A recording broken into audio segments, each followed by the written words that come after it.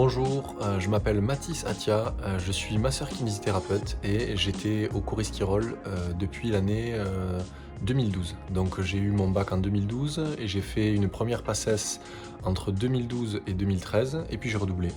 Et donc j'ai été à Esquirol les deux fois, donc 2013 et 2014 également.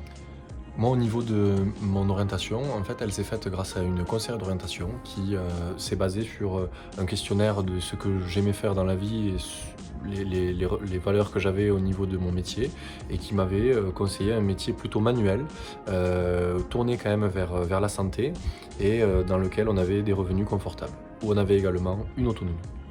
Au début, elle m'avait conseillé d'être dentiste parce que c'était pour elle le métier qui me correspondait le plus selon les questionnaires que j'avais faits.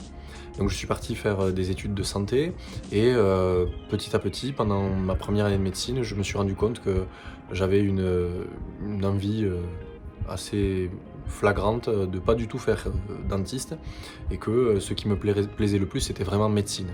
Donc j'ai tout donné pour essayer de réussir la première année de médecine et finalement au bout de 2 ans j'ai eu la totalité des filières sauf celle de médecine. J'ai fini 100e sur le concours du second quad de mon année de double an et j'ai choisi la filière kinésithérapie qui était celle de mon second choix et qui n'était plus du coup dentiste comme me l'avait dit ma conseillère d'orientation. J'ai eu la chance de faire partie des derniers kinésithérapeutes de France à avoir une formation en 3 ans après la première année de médecine, donc 4 ans en tout.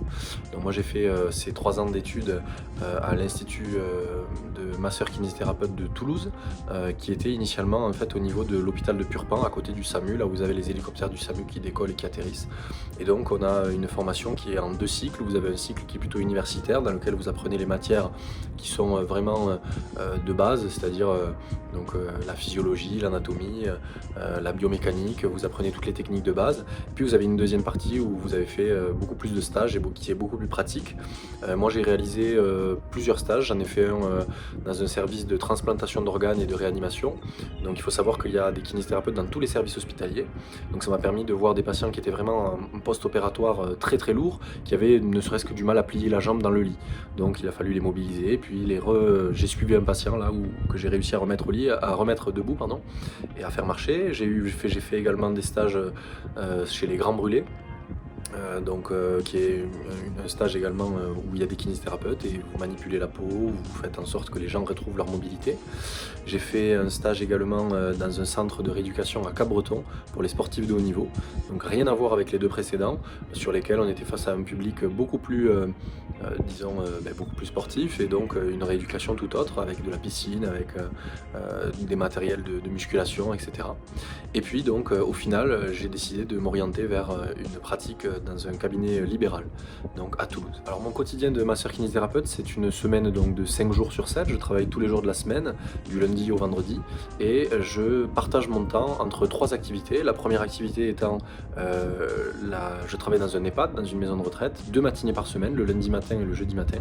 Et donc là, ce sont des patients qui sont soit dans leur lit et qu'il faut mobiliser, des fois il faut leur faire un peu de kinésithérapie respiratoire pour les aider à dégager leurs poumons, des fois il faut les réathlétiser, donc on a une salle des kinés dans laquelle on va venir leur faire des exercices d'équilibre, de marche, des fois il faut les promener tout simplement. Donc c'est un travail qui est un petit peu particulier. Puis dans un second temps, je travaille au cabinet. Donc avec ce que vous avez derrière vous, la table de masseur kinésithérapeute, et puis derrière ce mur vous avez une salle de kiné qui est dédiée au sport. Et puis troisièmement, j'ai un travail à domicile et donc j'ai mon petit vélo que vous voyez ici qui me permet d'aller au domicile de mes patients pour ceux qui ne peuvent pas se déplacer. Et donc c'est comme ça que je travaille c'est comme ça que je partage mes journées. Le métier de kiné est un métier de contact, que ce soit par le fait que vous touchez forcément vos patients et par le fait que les patients, vous les voyez très régulièrement. C'est un métier où votre main est vraiment l'artisan du bien de la personne en face de vous.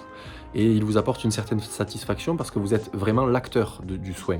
Vous n'allez pas prescrire des médicaments et ce sont les médicaments qui font le boulot. Alors attention, j'adresse un petit clin d'œil à nos amis médecins qui ont une connaissance indispensable pour guider les patients, mais c'est vrai que dans le métier, ce que je trouve intéressant, c'est le fait que vraiment, vous allez voir vos patients plusieurs fois d'affilée, vous allez les voir pendant un mois peut-être, faire 2 séances par semaine sur 4 semaines, et pendant ces séances, vous allez voir la personne progresser, vous allez voir la personne aller mieux, et ça vous permettra vraiment de sentir que vous êtes l'acteur du soin.